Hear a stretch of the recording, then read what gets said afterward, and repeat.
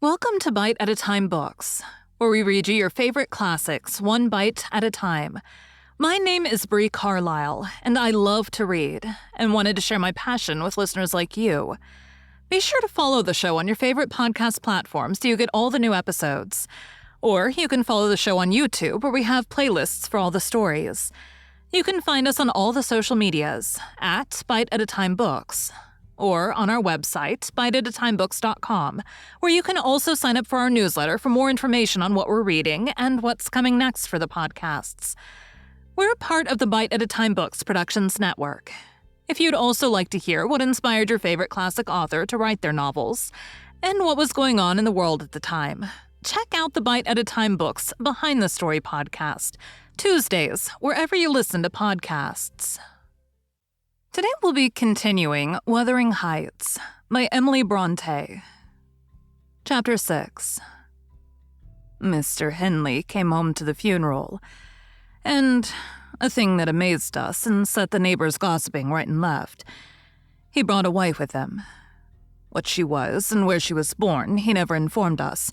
Probably she had neither money nor name to recommend her, or he would scarcely have kept the union from his father. She was not one that would have disturbed the house much on her own account. Every object she saw, the moment she crossed the threshold, appeared to delight her, and every circumstance that took place about her, except the preparing for the burial in the presence of the mourners. I thought she was half silly, from her behavior while that went on. She ran into her chamber and made me come with her, though I should have been dressing the children, and there she sat shivering and clasping her hands and asking repeatedly, "Are they gone yet?" Then she began describing with hysterical emotion the effect it produced on her to see black, and started and trembled and at last fell a-weeping. And when I asked what was the matter, answered she didn't know, but she felt so afraid of dying. I imagined her as little likely to die as myself. She was rather thin, but young and fresh-complexioned, and her eyes sparkled as bright as diamonds. I did remark, to be sure, that mounting the stairs made her breathe very quick, that the least sudden noise set her all in a quiver, and that she coughed troublesomely sometimes. But I knew nothing of what these symptoms portended, and had no impulse to sympathize with her. We don't in general take to foreigners here, Mr. Lockwood, unless they take to us first. Young Earnshaw was altered considerably in the 3 years of his absence. He had grown sparer and lost his color, and spoke and dressed quite differently. And on the very day of his return, he told Joseph and me we must thenceforth quarter ourselves in the back kitchen and leave the house for him.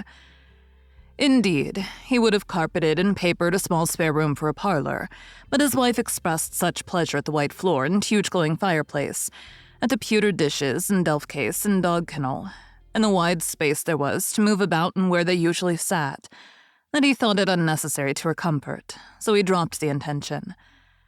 She expressed pleasure, too, at finding a sister among her new acquaintance, and she prattled to Catherine and kissed her and ran about with her and gave her quantities of presents at the beginning. Her affection tired very soon, however, and when she grew peevish, Henley became tyrannical. A few words from her, evincing a dislike to Heathcliff, were enough to rouse in him all his old hatred of the boy. He drove him from their company to the servants, deprived him of the instructions of the curate, and insisted that he should labor out of doors instead, compelling him to do so as hard as any other lad on the farm.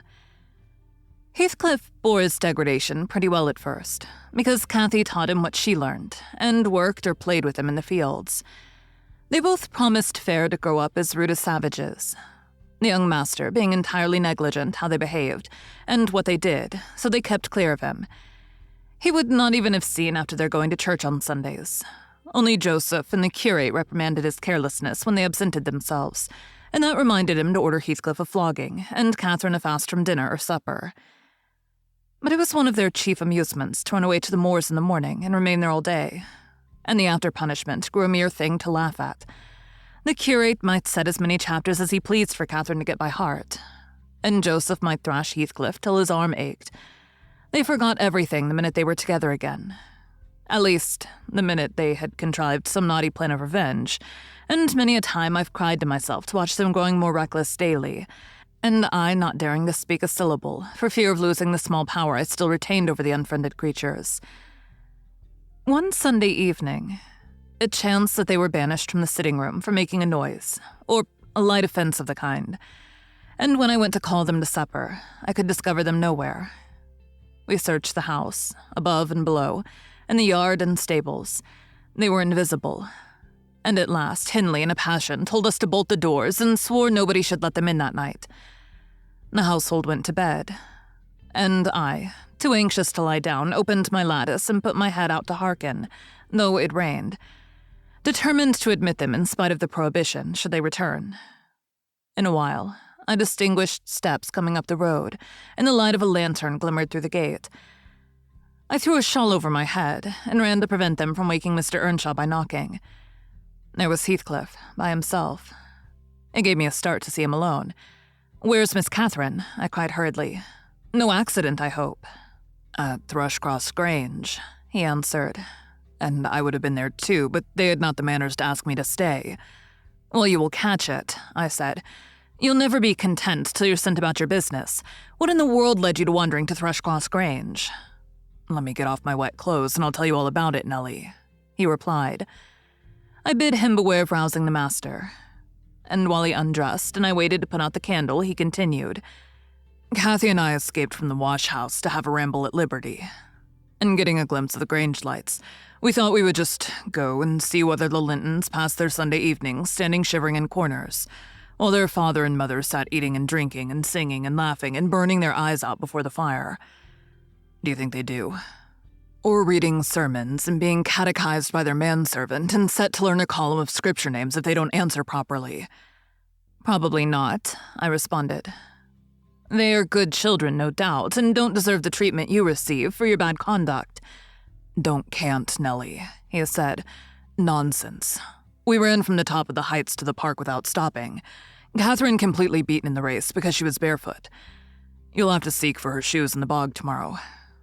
We crept through a broken hedge, groped our way up the path, and planted ourselves on a flower plot under the drawing-room window.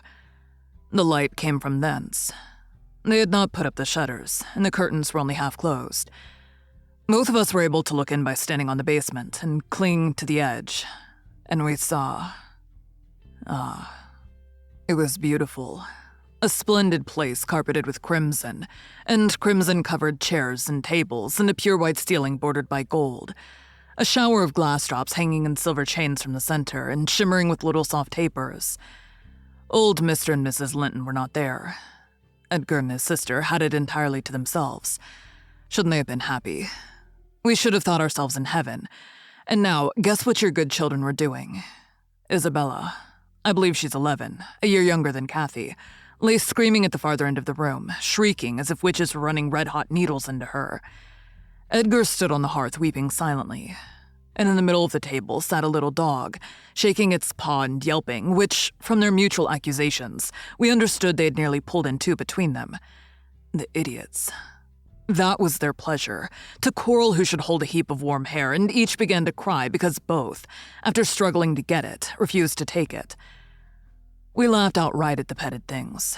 We did despise them. When would you catch me wishing to have what Catherine wanted, or find us by ourselves, seeking entertainment and yelling and sobbing and rolling on the ground, divided by the whole room? I'd not exchange for 1,000 lives my condition here, for Edgar Linton's at Thrushcross Grange. Not if I might have the privilege of flinging Joseph off the highest gable and painting the house front with Hindley's blood. Hush, hush, I interrupted. Still you have not told me, Heathcliff, how Catherine is left behind. I told you we laughed, he answered. The Lintons heard us, and with one accord they shot like arrows to the door. There was silence, and then a cry. Oh, Mama, Mama, oh, Papa, oh, Mama, come here, oh, Papa, oh. They really did howl out something in that way.